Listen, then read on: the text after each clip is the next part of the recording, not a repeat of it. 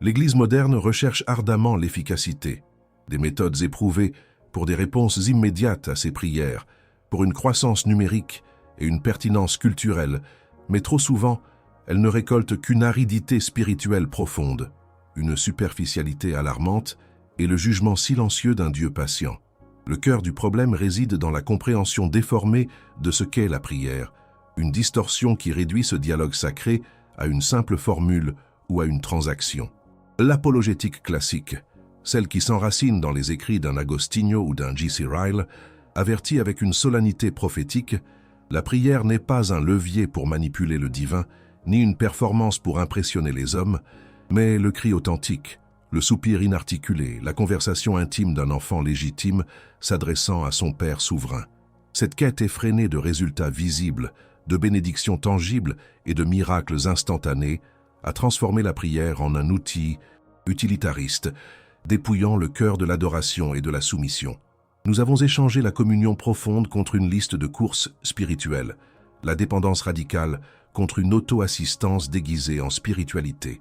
Et au milieu de cette superficialité, nombre d'entre vous ressentent une douleur lancinante, une frustration silencieuse face à des prières qui semblent rebondir sur un ciel d'airain. Vous vous demandez si votre propre cœur est véritablement connecté au Créateur, ou si vous n'êtes qu'un acteur zélé dans une pièce religieuse sans âme. Cette angoisse n'est pas un signe de faiblesse, mais un écho de la vérité éternelle qui lutte pour percer le voile de l'illusion. La Bible, la parole immuable de Dieu, ne nous présente jamais la prière comme une simple technique. Elle est l'expression la plus pure de notre relation avec le Tout-Puissant. Elle révèle non seulement ce que nous désirons, mais plus profondément, qui nous sommes devant Dieu. Sommes-nous des enfants, adoptés, héritiers de la grâce par la foi en Christ, qui s'approchent avec confiance mais aussi avec révérence? Ou sommes-nous des religieux, engagés dans des rituels vides, espérant gagner la faveur divine par nos propres efforts, nos propres mots, nos propres mérites? La question n'est pas rhétorique, elle est fondamentale pour votre salut, pour votre paix, pour la direction même de votre âme. Le paradoxe est frappant. Nous prions pour le réveil, pour la transformation, pour une effusion de l'esprit, tout en négligeant l'examen le plus intime et le plus confrontant de notre propre vie de prière. Nous cherchons des signes extérieurs de la puissance de Dieu, alors que le premier et le plus grand signe est la transformation intérieure de notre cœur, reflétée dans la manière dont nous parlons à lui. C.S. Lewis, avec sa perspicacité apologétique, nous rappelle que la prière n'est pas censée changer le plan de Dieu. Elle est censée changer l'homme qui prie. Pourtant, combien de fois abordons-nous la prière avec l'intention de plier la volonté divine à la nôtre, plutôt que de plier notre volonté à la sienne? Cette douleur de la superficialité, cette frustration des prières non exaucées, ce doute sur l'authenticité de notre foi, ne sont pas des anomalies. Ce sont des symptômes d'un ennemi commun subtil et omniprésent, la religiosité sans relation. C'est l'idole du moi d'abord qui s'est infiltrée même dans nos moments les plus sacrés, transformant l'adoration en négociation. La vérité éternelle nous exhorte à un réexamen radical. Votre prière n'est pas un monologue dans le vide, ni un murmure insignifiant.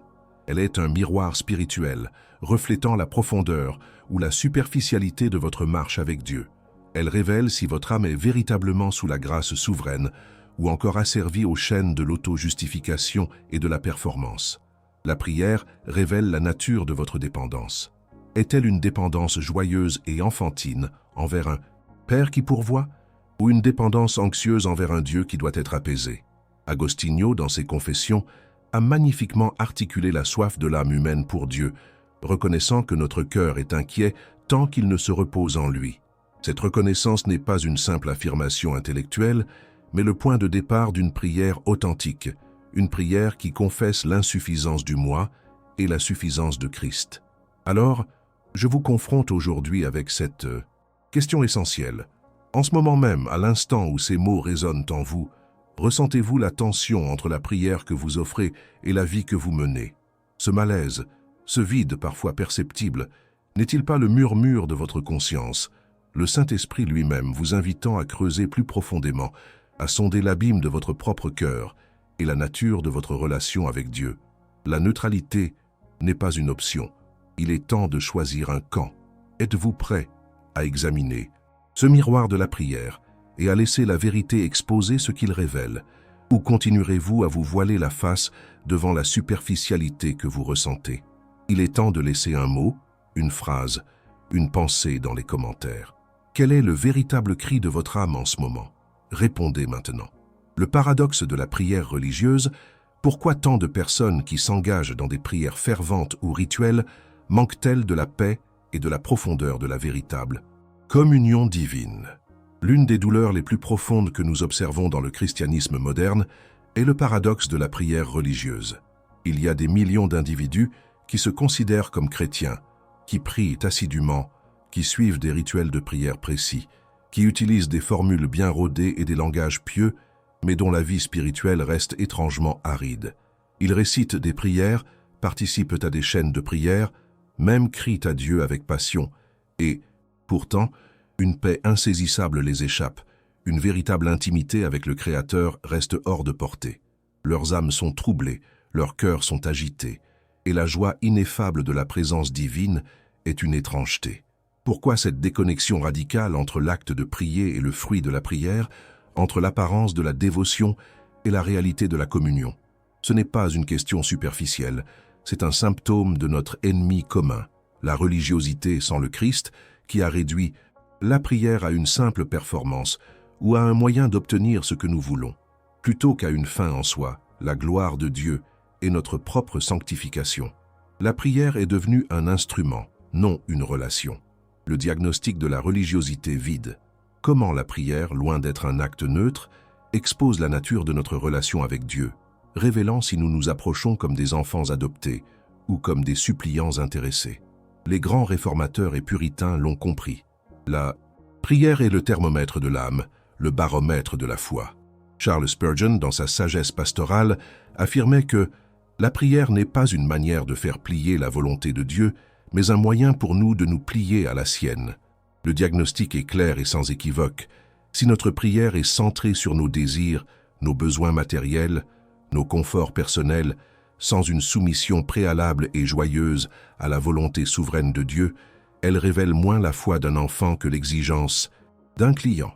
La prière authentique, celle d'un enfant de Dieu, est d'abord une reconnaissance de la souveraineté divine, de sa sainteté absolue, de sa justice immuable et de sa grâce insondable manifestée en Christ. Elle est empreinte d'adoration, de confession du péché, de repentance sincère et d'une soif de sanctification, avant même d'aborder les requêtes. Lorsque nous prions, nous ne devrions pas chercher à informer Dieu de nos problèmes, car il les connaît déjà, mais plutôt à nous aligner sur sa perspective, à faire grandir notre foi en sa puissance et sa sagesse. La prière religieuse, en revanche, est souvent une tentative de manipuler le divin, de dicter à Dieu ce qui, selon nous, est le meilleur, réduisant le Créateur de l'univers à un pourvoyeur de services. Elle révèle une idolâtrie subtile, l'idole du moi qui se place au centre de l'univers, attendant que Dieu tourne autour de ses caprices. Plongée dans l'abîme de la prière utilitariste, l'idolâtrie du contrôle et la trahison de la confiance divine par une approche transactionnelle de la communion.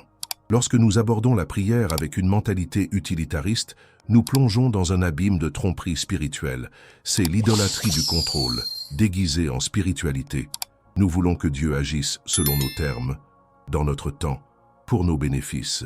Si nos prières ne sont pas exaucées comme nous l'entendons, la frustration s'installe, le doute s'enracine, et parfois même l'amertume envers Dieu prend le dessus. Cette approche transactionnelle de la prière est une trahison fondamentale de la confiance divine. Elle ne reconnaît pas la sagesse infinie de Dieu, qui sait ce qui est réellement bon pour nous et pour sa gloire. Elle ne se soumet pas à sa souveraineté inébranlable, qui orchestre chaque détail de l'existence. Agostinho, dans sa profonde méditation, a enseigné que celui qui nous a créés sans nous ne nous sauvera pas sans nous. Mais cela ne signifie pas que notre volonté prévaut sur la sienne. Au contraire, notre rôle est de nous aligner sur sa volonté, de chercher son royaume d'abord. La prière utilitariste, en cherchant à obtenir des choses plutôt qu'à connaître le donateur, révèle un manque criant de foi et une incapacité à se reposer dans la providence divine. Elle cultive une anxiété spirituelle, car le succès de la prière dépend alors de nos capacités, de nos formules, de notre force de foi, et non de la grâce souveraine et infaillible de Dieu. C'est une foi de la performance épuisante et finalement vide. L'appel au repos radical dans la prière, comment la repentance de la prière égocentrique et la soumission à la souveraineté divine sont le seul chemin vers la véritable intimité avec le Père. La seule issue à cette aridité spirituelle, le seul chemin vers une véritable intimité avec le Père, est un appel radical au repos. Ce n'est pas un repos dans l'inactivité, mais un repos dans la soumission totale à la souveraineté de Dieu. Cela commence par la repentance de toutes nos prières égocentriques, de toutes nos tentatives de manipuler Dieu, de toutes nos exigences qui ont usurpé la place de l'adoration. Cela signifie crucifier l'idole du contrôle, celle qui murmure que nous savons ce qui est le mieux, et embrasser la douce vérité que Dieu est bon, juste et souverain dans tout ce qu'il fait ou permet. J.C. Ryle, avec sa clarté habituelle, insistait sur le fait que la prière n'est pas simplement une façon d'obtenir des choses, mais un moyen d'être transformé. La vraie prière transforme le cœur du suppliant, le modelant à l'image du Christ.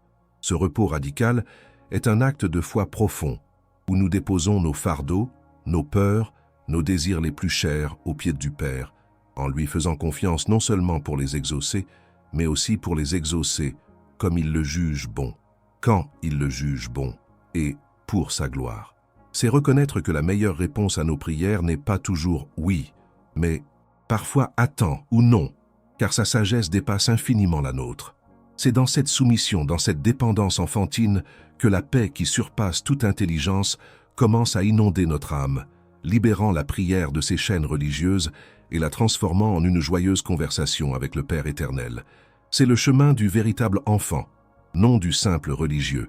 Le paradoxe de la prière qui ne transforme pas. Pourquoi tant de prières dites fidèles n'engendrent-elles aucune véritable sanctification ni changement profond dans la vie des croyants? Il est un paradoxe affligeant au cœur de la foi moderne. Des millions de personnes s'adonnent à la prière, parfois avec une dévotion apparente, sans pour autant expérimenter une transformation significative de leur caractère ou de leur conduite. Leur vie ne reflète ni la sainteté, ni la paix profonde, ni la joie surnaturelle promise à ceux qui marchent véritablement avec Dieu. Ils prient pour être délivrés du péché, mais y retournent sans cesse. Ils demandent la sagesse, mais leurs décisions restent dictées par la chair. Ils implorent la bénédiction, mais vivent dans une constante insatisfaction. Cette dissonance entre l'acte de prier et l'absence de fruits spirituels est l'une des douleurs les plus profondes que l'on puisse observer dans un christianisme superficiel. Elle valide la frustration de ceux qui cherchent la profondeur, mais ne trouvent que des rituels vides. La question fondamentale qui se pose alors est la suivante. Si la prière est le canal de communication avec le Créateur, pourquoi ce canal semble-t-il si souvent stérile, incapable de produire la vie que l'Évangile promet? C'est le signe d'une illusion dangereuse, où l'acte de prier devient une fin en soi, ou pire, un écran de fumée pour masquer l'absence d'une foi authentique et transformatrice. Le diagnostic de la prière idolâtre, comment notre façon de prier révèle les véritables objets de notre culte, exposant si nous cherchons le Dieu de la Bible, ou un Dieu façonné à notre image. Le Seigneur Jésus a averti que l'on ne peut servir deux maîtres. Or, la prière, dans sa plus pure expression, est un acte d'adoration, une reconnaissance de la souveraineté et de la prééminence de Dieu. Le problème n'est pas l'absence de prière, mais la nature et l'objet de cette prière. A.W. Tozer, avec sa perspicacité inégalée, a souligné que le christianisme sans la croix est un christianisme sans Christ. De même, la prière, sans la soumission à la souveraineté de Dieu et sans la reconnaissance du besoin de la croix pour notre sanctification, est une prière vide, une prière idolâtre. Si nos prières sont principalement axées sur notre confort, notre succès matériel, notre santé physique, notre épanouissement personnel, sans une soif ardente pour la gloire de Dieu, pour la progression de son royaume, pour la sanctification de notre propre cœur, alors nos prières révèlent une idole. Nous ne prions pas le Dieu de la Bible, mais un Dieu façonné à notre propre image, un Dieu qui existe pour satisfaire nos caprices, un Dieu domestiqué et impuissant. La prière, lorsqu'elle ne cherche pas d'abord le royaume et la justice de Dieu, devient un autel où nous adorons nos propres désirs, nos propres plans, et notre propre moi. C'est un symptôme de notre ennemi commun, le moi, érigeant un trône au centre de l'adoration. Les conséquences amères du narcissisme spirituel, l'illusion de la piété et l'endurcissement progressif du cœur qui refuse de se confronter à la vérité de la croix. Les conséquences de cette prière égocentrique sont amères et éternelles. La première est l'illusion de la piété. Nous nous persuadons que, parce que nous prions, parce que nous accomplissons des rituels religieux, nous sommes en règle avec Dieu. Cette auto-justification est une forme subtile et dangereuse d'orgueil spirituel qui nous aveugle à notre véritable état. Elle crée une fausse sécurité, un voile qui nous empêche de voir la profondeur de notre péché et le besoin urgent d'une repentance radicale. Ensuite, vient l'endurcissement progressif du cœur. Lorsque nos prières sont axées sur nos désirs et que ces désirs sont satisfaits ou que nous nous persuadons qu'ils le sont, nous n'éprouvons aucune nécessité de nous confronter à la vérité exigeante de la croix, à la mort à soi-même que Christ exige. Nous évitons la souffrance, la discipline, le renoncement, car notre Dieu est là pour nous servir, pas pour nous affiner. La superficialité devient la norme, l'engagement superficiel la pratique et la tiédeur spirituelle le destin. Jonathan Edwards, avec une gravité prophétique, a dénoncé le danger d'une religion sans le feu purificateur de Dieu, une religion qui apaise sans transformer. Cette prière narcissique ne nous mène pas à la sainteté, mais nous enferme dans une prison d'auto-illusion, nous éloignant de la seule source de vie véritable.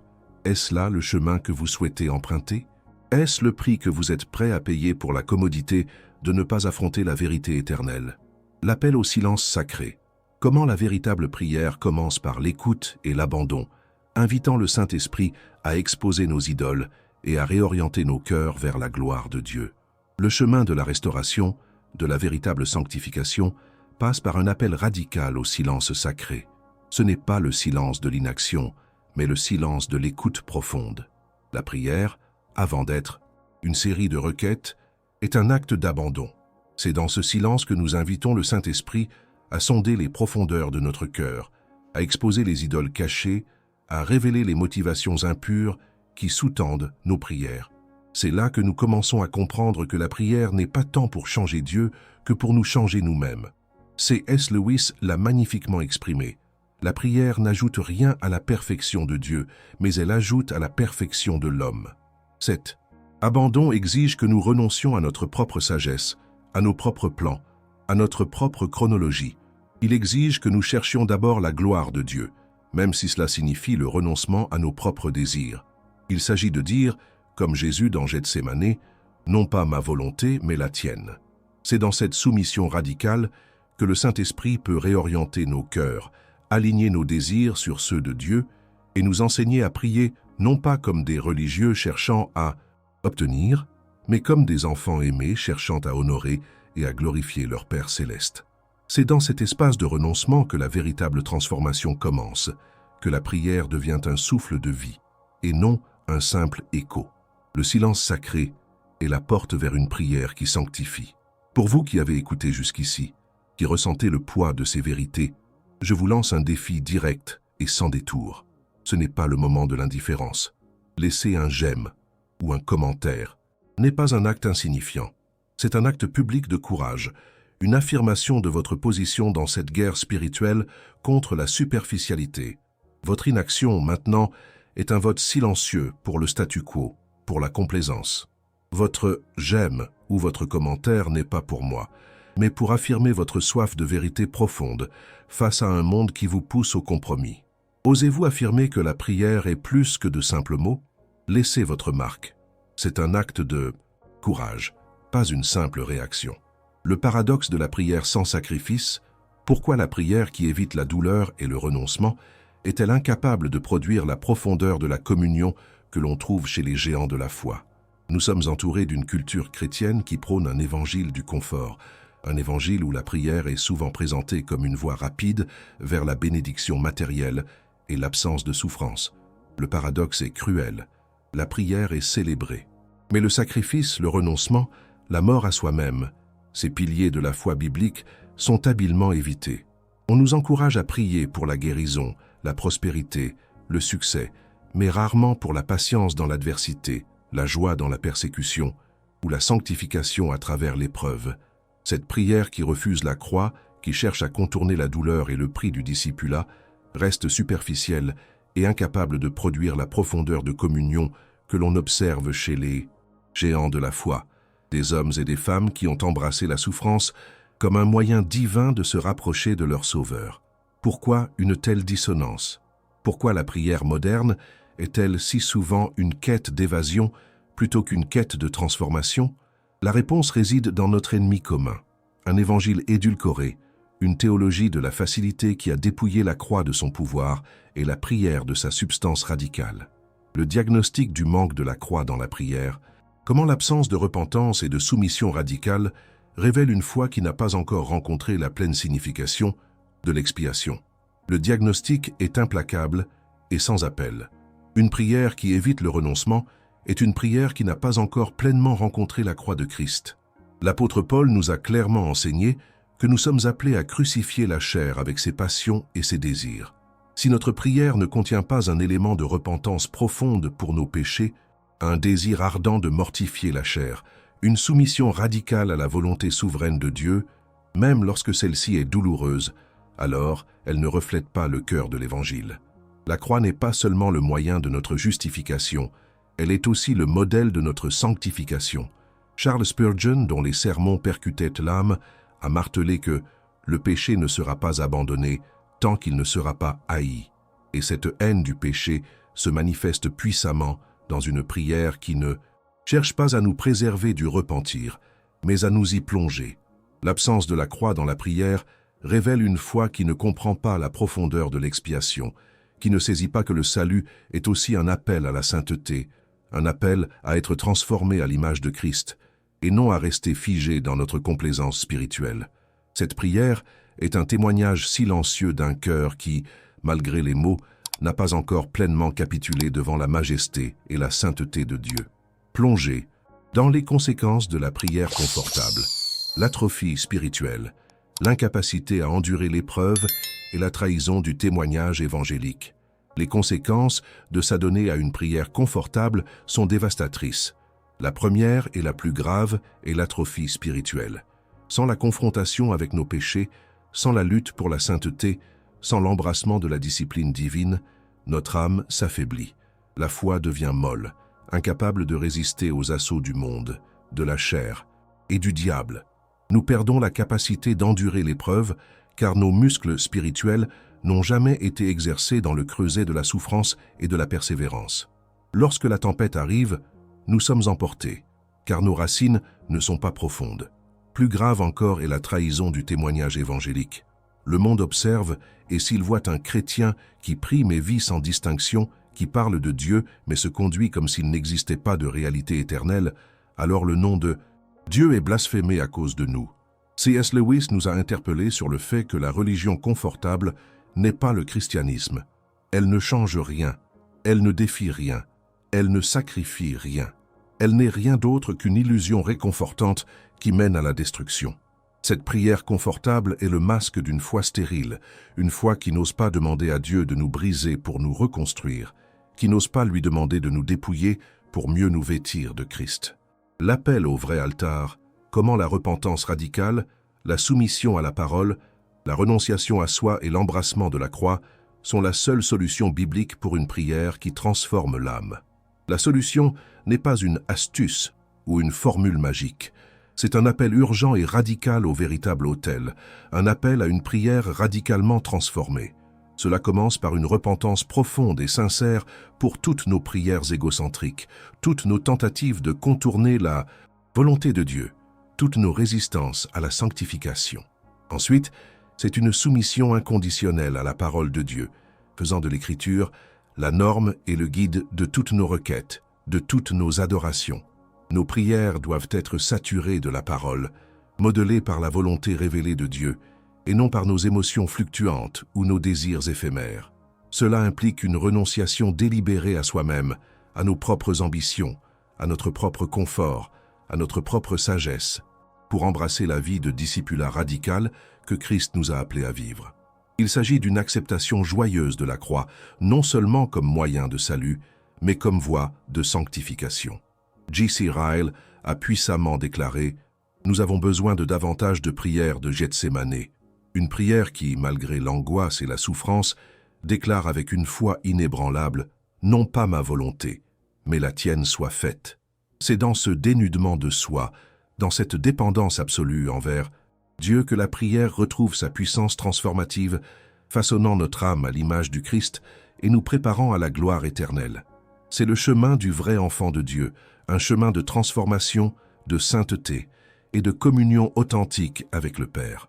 Nous avons traversé ensemble les profondes eaux de la prière, non pas comme un exercice superficiel, mais comme le miroir spirituel de notre âme. Nous avons vu que la prière n'est jamais un acte neutre. Elle révèle, avec une clarté impitoyable, la nature véritable de notre relation avec le Tout-Puissant. Est-elle le cri sincère d'un enfant légitime et dépendant, ou l'incantation performative d'un religieux cherchant à manipuler le divin? Ce titre, votre prière révèle si vous êtes véritablement un enfant ou simplement religieux. N'était pas une provocation, mais un diagnostic, une sonde lancée au plus profond de votre être spirituel. Nous avons d'abord confronté le paradoxe d'une Église moderne cherchant l'efficacité et les réponses immédiates dans la prière, mais ne récoltant trop souvent qu'aridité et superficialité. J.C. Ryle et Agostinho nous ont rappelé que la prière est avant tout une relation, non une formule. Cette douleur de la prière vide, ce doute sur la sincérité de notre foi, est le symptôme d'une religiosité sans relation, l'ennemi commun qui nous éloigne de la véritable intimité avec le Père. La première étape, le no-cote, a été de vous forcer à choisir un camp, à laisser résonner le véritable cri de votre âme. Ensuite, nous avons plongé dans le diagnostic de la vérité. La prière religieuse, souvent fervente en apparence, manque de la paix et de la profondeur qui caractérisent la communion authentique. Spurgeon nous a éclairés. La prière est un moyen de nous plier à la volonté de Dieu, non de plier sa volonté à la nôtre. Le moi est l'idole subtile qui transforme l'adoration en négociation, nous enfermant dans l'illusion de la piété et l'endurcissement du cœur. Puis, nous avons exploré les conséquences amères de la prière idolâtre. Lorsque nos requêtes sont axées sur nos conforts personnels, sans une soif ardente pour la gloire de Dieu, nous prions un Dieu façonné à notre image, un Dieu impuissant à transformer. Tozer, avec sa vision perçante, nous a avertis « La prière sans la croix est une prière sans Christ ». La prière confortable mène à l'atrophie spirituelle, à l'incapacité d'endurer l'épreuve, trahissant ainsi le témoignage évangélique. Le diretto de diretta vous a défié à l'action, à affirmer votre soif de vérité par un simple clic ou un commentaire, transformant l'acte en un signe de courage. Enfin, nous avons tracé le chemin radical de l'autel. La solution n'est pas une astuce, mais un appel au repos radical dans la soumission, à une repentance profonde pour nos prières égocentriques, à une soumission inconditionnelle à la parole de Dieu, à une renonciation délibérée à soi-même et à l'embrassement joyeux de la croix. Lewis l'a si bien dit, « La prière n'ajoute rien à la perfection de Dieu, mais elle ajoute à la perfection de l'homme. » C'est dans ce dénudement de soi, dans cette dépendance absolue envers Dieu, que la prière retrouve sa puissance transformative, façonnant notre âme à l'image du Christ et nous préparant à la gloire éternelle. Chers chercheurs de vérité, il n'y a pas de foi facile, pas de communion sans confrontation. La prière est le champ de bataille où la chair et l'esprit s'affrontent, où nos idoles sont exposées et crucifiées, et où la souveraineté de Dieu est célébrée.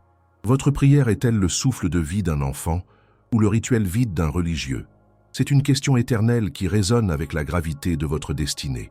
Comme Jonathan Edwards l'a si puissamment déclaré, le véritable signe d'une grande foi n'est pas de faire plier la volonté de Dieu, mais d'aimer sa volonté de tout notre cœur, même quand elle est difficile. C'est une vérité inébranlable qui devrait résonner dans chaque fibre de votre être. La vérité que nous avons exposée aujourd'hui, bien que confrontante, n'est pas destinée à vous accabler, mais à vous libérer. Elle n'est pas là pour juger, mais pour éclairer. Car la lumière de la parole de Dieu, même quand elle révèle nos faiblesses et nos défaillances, est toujours une lumière d'espérance et de rédemption. Si ces mots ont résonné en vous, si cette voix de sentinelle a percé le brouillard de la complaisance et à éveiller une soif pour une foi plus profonde. Alors, sachez que vous n'êtes pas seul. Il y a une communauté grandissante d'âmes qui, comme vous, sont lassées de la superficialité et aspirent à l'eau vive de la doctrine classique, à la nourriture solide de la parole inaltérée. Nous sommes ici pour naviguer ensemble dans les eaux parfois tumultueuses de la foi authentique. Pour ceux qui ont faim de profondeur, qui cherchent des réponses ancrées dans l'Écriture et la sagesse des géants de la foi, ce canal est un refuge. C'est un lieu où la doctrine n'est pas un concept aride, mais une force vivante qui confronte, console et transforme. Ce chemin de la véritable prière, de la soumission radicale et de la sanctification est un voyage continu. Chaque pas, chaque prière sincère, chaque acte de repentance vous rapproche du cœur de Dieu. Nous sommes des pèlerins sur cette terre et la prière est notre ligne de vie, notre respiration spirituelle. Si vous avez été touché par ce message, si vous aspirez à cette profondeur que nous avons explorée, nous vous invitons à rejoindre notre communauté.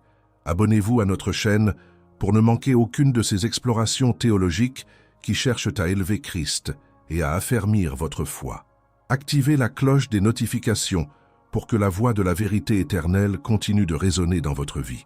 Nous serions honorés d'entendre vos histoires, vos luttes, vos révélations concernant la prière. Chaque témoignage renforce la communauté et glorifie Dieu. Partagez dans les commentaires comment ce message a impacté votre compréhension de la prière. Qu'avez-vous appris? Quelle vérité vous a confronté le plus directement? Comment cela va-t-il transformer votre manière de vous adresser à votre Père céleste? Vos mots sont précieux, car ils créent un écho de vérité qui inspire et encourage les autres. La route est exigeante, mais la récompense est éternelle. Une communion ininterrompue avec le Dieu souverain, une vie transformée à l'image de son Fils bien-aimé, et la paix qui surpasse toute intelligence. Merci d'avoir écouté la voix du réveil inévitable. Que la grâce et la vérité de notre Seigneur Jésus-Christ soient avec vous. La vérité a été exposée, la superficialité religieuse mise à nu. Votre prière, votre communion avec le Tout-Puissant est le miroir de votre âme. C'est un privilège redoutable, un acte sacré, non un jeu. Ce n'est pas une option, c'est une exigence pour quiconque prétend être un enfant de Dieu. Refuser de confronter la vérité de votre prière, c'est refuser de confronter votre véritable identité spirituelle. Le moment est venu de sceller ce que vous avez entendu, non par de simples mots, mais par un acte de volonté. La neutralité est un mythe spirituel, une complaisance dangereuse qui mène à la ruine. Vous avez le choix. Continuez sur la voie de la prière vide ou embrasser le chemin radical de l'authenticité et de la soumission. Je vous lance un défi ultime. Ne laissez pas ces mots s'évanouir. Créez un pacte avec la vérité.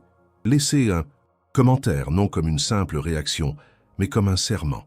Un serment de chercher une prière qui sanctifie, qui confronte, qui transforme. Un serment de renoncer à l'idolâtrie du moi dans votre dialogue avec Dieu. Que ce commentaire soit le reflet d'une décision prise dans votre cœur, une marque indélébile de votre engagement envers la vérité. Ce pacte secret, scellé par votre propre main, est-il un engagement que vous êtes prêt à prendre devant Dieu et devant cette communauté? Affirmez votre alliance avec la vérité dans les commentaires. Votre âme en dépend.